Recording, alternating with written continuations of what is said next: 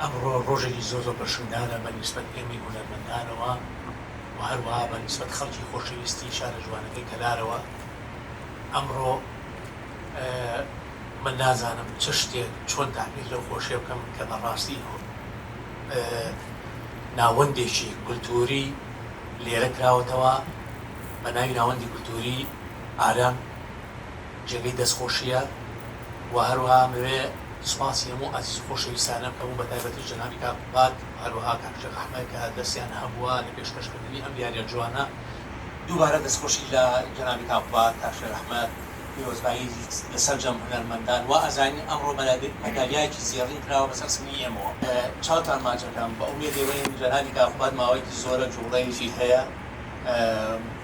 ئەزانین جوڵەکانیش بۆچیە و زیاتر بۆ خزمەتکردنی هونەرە لە هەموو کوردستانە و بە تایبەتیش لە شارە حەیاتەکە و لەم سنوورە هەر شتێکیش بە ئێمە بکرێ بۆ ئەو کش و کوڕەگەنجانەی کە لێرن ئێمە پشتیوانیانەکەی بۆ ئەوی بتوانن ئەوان لێرە خۆیان دروستکە خۆیان پێ بکەینە ڕەوتی هونەر لەم شارە بەرەو پێشەوە بڕوات.